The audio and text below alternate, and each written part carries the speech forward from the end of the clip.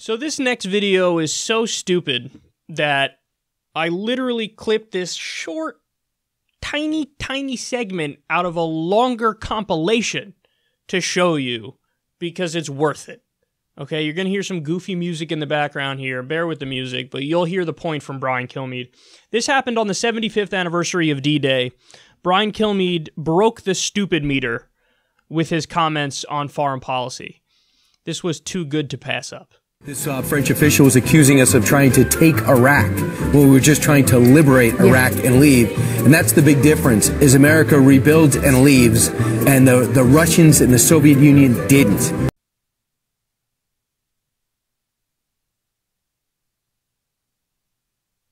Where do I begin?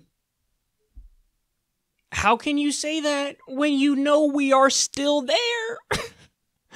We've been in Iraq since 2003.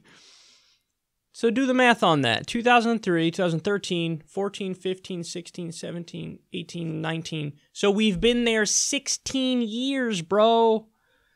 The Iraq war is old enough to drive, right? I think you could drive at 16. Am I right about that? I think that's what it is.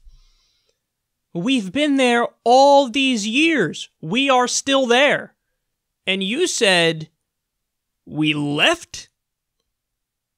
And ironically enough, the Soviets are not there. The Russians are not there. And in Afghanistan, they left. We are still in Iraq, and we are still in Afghanistan. He said we went there to liberate them and then leave and rebuild them. Liberate them, rebuild them, and leave. I don't know if you guys know this, and you probably do because we've covered it. The reconstruction in both Iraq and Afghanistan, it was basically nothing but the military-industrial complex looting the treasury. If I'm not mistaken, billions of dollars are missing. That's not a thing. Like, that doesn't happen. Like, whoops, misplaced a couple billion. My bad, dog. No, that's people fucking stealing. That's contractors stealing. That's what that is. This was nothing but a grab bag of corruption where the military-industrial complex loots the treasury while pretending like, who, us? No, we're just rebuilding Iraq and Afghanistan and making them look wonderful and pretty and beautiful. Seriously? But this is the arguments that they made, man. Brian Kilmeade said we liberated the people of Iraq, which reminds me of an old Bill Maher joke back when he wasn't terrible, when he said George W. Bush was going to liberate Iraq if it meant killing every last one of them. That's kind of what happened. At the very least, 200,000 innocent civilians were killed. Some estimates go over 1 million. The idea that, like, George W. Bush and Dick Cheney were sitting around in Washington, D.C., and they were genuinely concerned about, like, democracy in Iraq. Oh, please. How naive do you have to be to believe that? At the same time, we are best buddies with Saudi Arabia. They are not a democracy. Not even close. We prop them up. We arm them. We fund them. They also have tremendous amount of oil. I'm sure that's a coincidence that we're allies with them and they have a tremendous amount of oil.